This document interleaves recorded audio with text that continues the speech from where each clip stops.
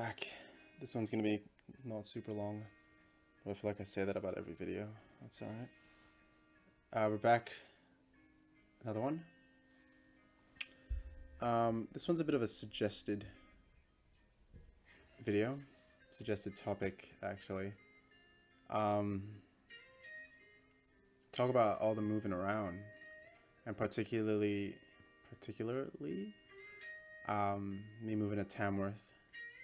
Not really gonna go too much into specifically Tamworth, but just like what it was like growing up in that kind of situation, and then comparing it to, obviously it was quite different. I'm kind of going off. We'll start with, I guess, the best way to start. We'll talk about the places I've lived. So I was, as some of you know, adopted from Indonesia around a year, maybe less. I'm not too sure how old I was. Real young though. And then I was there for a couple years, moved to Singapore. I was there till 2009, moved to Vietnam for 3 years, Indonesia, a couple years, and then 2015. So Vietnam was 2009 to 2012, no, 2011. And then Indonesia was 2011 to 2015, 2014. Then Tamworth 2015 to 2016. And then Sydney, with a little bit of Singapore in the middle of that. It's not super important, but definitely be talking about that actually sometime. Maybe not today, maybe not in this video. And in regards to the adoption, that'll definitely be another video. It's a whole topic in itself. That'll be a good chat actually, that one. Yeah, with the moving around, I think there was a lot of, a lot of people ask me, what was that like for me in terms of like my childhood growing up. Because when you're moving around a lot, it's tough with your relationships with people and stuff. You don't get to create as strong bonds as you would, considering there's not a whole lot of time, which is a big factor, big theme that we'll be talking about a lot. Time. I think one of the interesting things for me is I have a lot of friends now that are that have been in Sydney for like their whole life basically, and a lot of them are like, oh yeah, I'm in like the third house I've ever lived in. I remember playing down in this road down the street with whoever, preschool friends, primary school friends, and it's so foreign for me, because like they talk about their primary school friends, and my primary school friends, I haven't really talked to any of them. I haven't seen any of them in years, because it was in Singapore, and I haven't kept in touch with any of them. So that's, it's a whole different kind of situation. I think one of the biggest ways that moving around kind of affected me personally was I found it hard, as I said before, to create meaningful connections, or at least find it hard to find the motivation to create meaningful connections. I'm the type of person that can make friends quite easily, quite quickly, and I quite like people, so it's easy for me to go out of my way to make a friend or to be friendly with a lot of people. So making friends has never been an issue, but the motivation to then make friends, knowing that I'm only here for a couple of years. I think this started when I was in Vietnam, because we knew when we moved there in 2009, we knew that we were only going to be there for 3 years. And that's, you tell how old was I, 2009? You tell an 11-year-old, all right, we're moving to a new country. You got to make a bunch of new friends, but we are definitely leaving at the end of 2011, middle of 2011. So, keep that in mind. It's interesting, it's, you kind of go in, you being like, okay, I guess, yeah, like I want to make friends, but like, am I going to be able to maintain these friendships? Am I going to be able to keep these friendships when I move away? What's the situation? And it's I think you learn. I learned, unfortunately, and it's kind of manifested itself in a lot of different ways now as an adult. But I learned to maybe not get too attached. That sounds really sad. It does, unfortunately. Um, and that's unfortunately the way that it's been for me ever since then. For just the rest of my kind of life. And I say that I'm 23. I'm not sitting here 40, 50 years old talking about the rest of my life. But um, and it was quite. I remember when I moved um, to, where was it? It was Indonesia. No, it was Tamworth. When I moved to Tamworth, that was already quite a tough situation. But I remember kind of like, I'm here to get my HSC. I'm here to do what I got to do. I don't got to make friends. I don't got to do anything. And there was a lot of other emotional stuff going on. But we're just trying to talk specifically about the whole moving around situation. Um, Tamworth is a bit different for me because um, previously, before Tamworth, every time that I had moved around, it was with my family. All five of us, mom, dad, me, brother, and sister, we all moved together and kind of like had to deal with the situation together. Um, and it was like, in a world of change, they were my constants. They were the ones that were always there. But then when I moved to Tamworth, it was just me. And I'm not blaming them. That was just the situation. That was just what was happening. Um, and it was a whole different dynamic. Obviously now I don't have my four regular constants that I had growing up.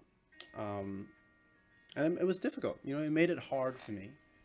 Um, that was some other factors also. But that was a really tough emotional time for me, as a lot of you know this already. Um, and I think that was where the whole idea of, you know, I'm not going to really make that many friends, or I'm not going to build super strong connections because I know I'm only here for 2 years, um, was a very big part of my life. Prior to that, as a younger kid, I would think that, but then I'd get excited. I'd meet new friends. I would um, go to birthday parties. Do sports with them and spend time with my friends and go to school with them. And it was like yes, I kind of I guess know this at the back of my head that eventually I'm gonna have to leave, but nah, I'm still gonna have a good time. I still want to have a good time. I still want to spend time with people. And I think when I was in Tamworth, that was when it was really, nah, I'm only here to do what I gotta do. I'm gonna leave in 2 years. I'll make some friends. I'll make a couple close friends here and there, but that's gonna be it for me because I'm gonna leave anyway.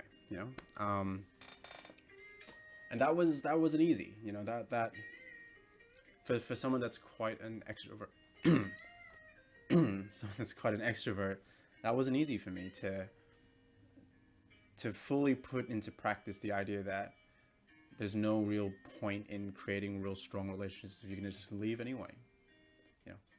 It's not a super, it's quite a toxic.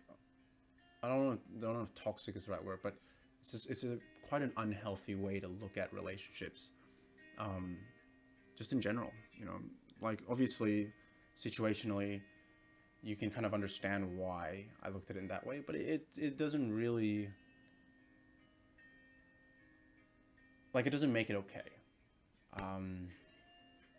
So that was a very big thing that actually happened, that continued to happen after that. When I after Tamworth, it was Sydney.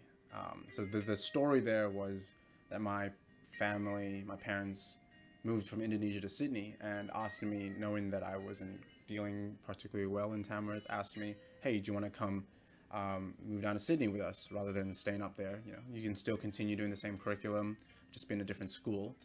Would you like to come down and live with us? And I was like, yeah, 100%, let's do it. That's the play. Why stay up in Tamworth where I'm not having a great time, where I miss my family? So moved down to Sydney. And again, there was a, what's the word I'm looking for? A deadline.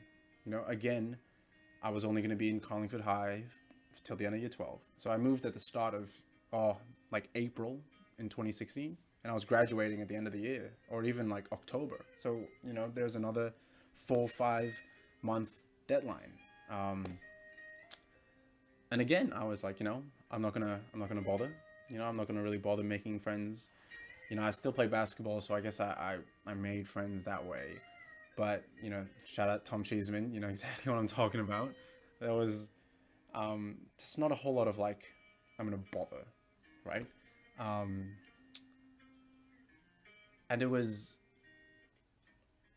not fun. It's not a fun way to live life as a extroverted kid. I enjoy creating relationships and strong relationships with people, but I unfortunately grew up in the situation that I was growing up in, made that quite difficult. Not to anyone's fault, obviously. It's not as if the parents were like, we're just going to move you for the sake of moving you. There was always a reason for it, and there was always a good reason for it. And it was just situational. It was just something that was brought about because of the situation that I was in. And I think, I would still sit here and say that I'm quite a friendly person, that, like I mentioned, I quite enjoy creating good relationships and friendships with people. And I think that's still true. But I think because of, again, the situations that I was in, and the measures that I felt that I needed to take, I have unfortunately now like created some deep internal kind of subconscious defense mechanism against people. And it makes sense. You look back at the past, you look back at the adoption, you look back at moving around, look back at my mindset when I was going through all of this. I've mentioned this before, and it's super unhealthy, but I used to sometimes look at it like I was a bit of like a time bomb, right? In the sense that I'm only here for a while. If I become really good friends with people, if I get really close to some people, when I inevitably have to leave, not only am I hurting myself, now I'm going to be hurting a lot of other people around me. So the logic was, if I don't make that many close friends, I hurt less people. It's wrong. It's extremely unhealthy, and it's quite tough for a 13-year-old child to be thinking that. It's quite sad. And I can again look back at it and understand that that's not the case. It's not how it works. That's not how people and emotions and relationships work. I keep hitting my mic. And again, I'm 23. I'm not going to talk as if I'm some 40, 50-year-old that's lived a full life and knows all of this and that. But just from my experiences, I think I can sit here and know that was the wrong mentality. And again, you look back at the situation, you understand that's the defense mechanism a 13-year-old child felt he needed to adopt due to his current situation, and it's, again, nobody's fault. It's just unfortunately what's happened. And I think unfortunately it's reared its ugly head in a lot of different, more subtle ways now as a 23-year-old adult, which is quite obvious, unfortunately. I'm quite the cut and runner kind of guy. I think there's a bit of like, I get scared, and I want to run, and I want to restart. And I think one of the things growing up, the idea was that it didn't quite matter what was happening, or at least don't bother too much with what's happening, because you're just gonna move, you're just gonna leave. It doesn't really matter. You can make all these friends of yours, but you're gonna have to leave them eventually. So there was a bit of like a, don't get too attached. Be happy to leave. Get yourself emotionally ready to be able to leave, and I think constantly thinking that,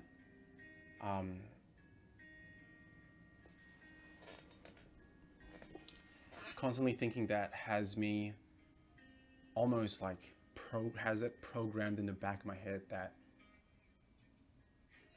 to be like a floater. You've seen though, you've heard of the guy that is friends with everybody but not super close to anybody. Um, fits in with everybody but isn't like at a deep level with anybody. And obviously I'm not going to say that as an absolute because I have quite a few really close friends right now. But that idea of like you need to be able to leave at any time. You never know. You know, and that's not the case in the sense like it's not. It doesn't have to be like that anymore. There's no deadline. I'm here for for however long. Just move back, new place. You never know. Um, so the idea that there's no deadline anymore. There's no need for me to close myself off, whether it's subconsciously or consciously, because the friends that I have now, the relationships that I'm in now, they don't have to end. It's not like I'm going to be leaving or moving to anywhere else. And of course, it's so much easier said, than done. It's so much easier to sit here. It's so easy for me to sit here and reflect on the effects that moving around has had on me and think, that this is what's happened. This is the effects that it has, and this is the consequences. And for me to say, yeah, I don't have to do that anymore. But when something happens, when a traumatic experience happens, you will unfortunately revert to what you know. And for me, growing up, all I've known is to close off. There's no need to make a big deal about this because you're just gonna go anyways.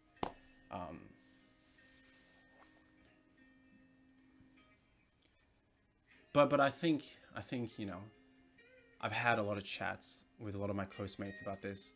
And one of the other kind of issues, I touched on it a little bit about the whole floater kind of situation. For me personally, especially when I moved here, I felt that there was always someone else that someone would prefer. Now, I'm not. It's not a pity situation. I'm not trying to sit here and be like, "Love me, please." I'm gonna use somebody as an example. I'm not gonna name names, but they'll know who they are. Just one of my mates who I still feel like it's one of my best mates. But I understand that there's somebody else that they've known for much, much longer and was closer to for much, much longer. Will choose that other person over me every time, and that's okay. Like I'm not trying to sit here and say that, pick me, please. It's just the situation, and I'm okay with the situation because I'm used to it. Because everywhere that I go, I meet people that I enjoy being with and enjoy having a relationship with, who have people who were already living there. And especially when I moved here, there's a lot of people that, like I said this at the start, where, oh yeah, I'm only in like the second house I've ever lived in. I remember playing down that street with that friend since we were in primary school, and I don't have that, and that's okay. That's okay. But that's one of the things that I've been having to kind of, I guess, maybe work through because, I deserve to be someone's favorite. I mean, everybody does. Everybody has their favorites, and for me to sit here and be like, I'm nobody's favorite is not really fair to the people who care about me. And that's something that I shouldn't feel, or I shouldn't. Not that I shouldn't feel. I'm not trying to discount my own feelings, but it's something that I can work towards being in a better place. And we are on the come up. Like I said, there's no deadline now. There's no, I gotta go back for the army. There's no, we're only here for 3 years now. Or, it's just Tamworth. There's no more deadline. There's no more bomb situation. I'm not a bomb anymore. I can stay here. I can make strong, good relationships, and I don't have to stress about, I gotta leave soon, and I don't want to hurt more people,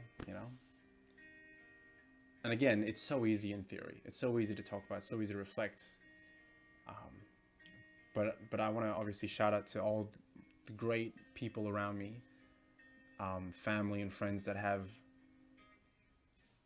made it very clear that they're here for the long run, and that I don't I'm not going anywhere. They're not going anywhere. And there's no reason for me to shy away from these close, strong relationships with all these people. Yeah, I think that's about it. Um, it's an interesting topic, and it's something that not a whole lot of people can sit and say that they've also dealt with this situation. So I'm quite blessed in that sense that I have been able to deal with this situation, have been able to learn, and hopefully, as time goes by, grow from these experiences. Yeah. All right, I'm gonna end it there. I think this was a good one. I enjoyed this. I think it's something that feels good to say, to get it off my chest. So I'm really happy that we did this.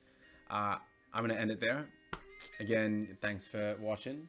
Again, let me know in the comments or chuck me a DM on Instagram if you guys have any ideas or would like to jump on or anything like that. I'll see you guys later.